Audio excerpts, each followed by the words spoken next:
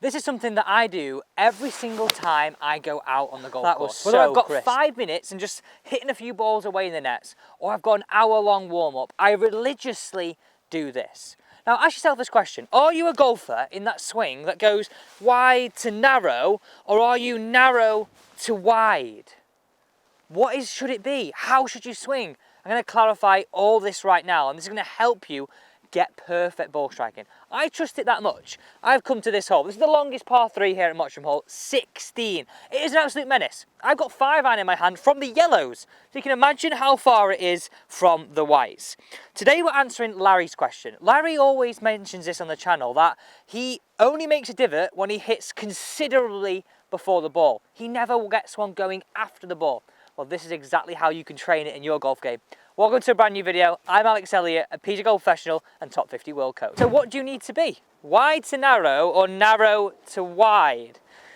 Well, let me show you both examples and you can make the mind up for yourself here, right? A lot of golfers I see make one of these two. Narrow to wide and gone, okay? What I want you to see is wide to narrow through. That is the concept I want you to have in your swing. Far too many of us are really narrow, then we throw it all away and get really wide. Well, look here. Where am I going to contact that ball? Massively before. Now in this video, I'm going to show you some new camera angles, some player cam views, so you've got exactly the perspective you need to improve. So have a look at these two right here. We don't want that wide on the downswing. We want to feel narrow on the downswing and wide after. Look where I just contacted that ball. Okay, this is how you're going to achieve it. So first place I want you to look at this is your grip. You probably didn't think I was going to start there, right? What's grip got to do with it? Well, think about this, right? For you to keep the downswing narrow, you need to have a good hold of the golf club. If you don't, the club is effectively a heavy weight, isn't it? It's going to move out. So this is what I want you to follow. Look at this. From the player cam perspective, I am burying that club in my little finger to where I've got the meaty part sitting on top, okay? Not sitting through the palm like that. You've got to avoid that at all costs. It's got to sit right there. Okay, so what I want you to do now, have a look at these versions, right? I can easily get the feeling of holding this, moving it through. Holding this, moving it through when the grip's right.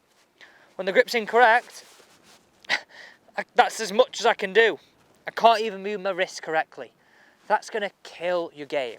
So first checkpoint, just make sure you've got the right grip, because that's going to have a massive impact on how you strike the golf ball. Right, now this is my favourite drill. I often find people come to me for lessons and go, Alex, how do I work on this myself? How do I get instant feedback to whether I make the right swing or the wrong swing? This is that drill. I think a lot of us are scared of hitting the ground. So just to explain this, right, I've got a pitching wedge in my hand and I've got 3 wood. This is your continuum, right? I want you to feel like as one of your irons / wedges, pitching wedge is the one you hit down on the most. It's the shortest club, it's got the most loft. At the other end of the spectrum, you've got your 3 wood. This is a brusher. This is when you want to brush that ground, so hit down on it the least. So nice and simple. Your other irons between your pitching wedge and your 3 wood fit in this gap. So 9-iron, 5-iron, 7-iron. We're going to choose right now, hitting some shots with 9-iron, 7-iron and 5-iron. So you can get this drill nailed. This is the towel drill. Now you need some instant feedback. And why this works is because if you go narrow to wide, you're going to hit that towel straight away. So you know you've got that wrong. Other things as you're doing this drill you want to think about is transferring that weight, moving that weight through and finishing off that swing. Okay, so to set this up, I've got 9-iron in my hand here first. From the player cam perspective, you're going to see this is 1 and a bit club heads away from the towel. Let's hit this one away. As you saw, these balls are getting slightly further away. Oh, what a strike that was. Did you just hear how crisp that was?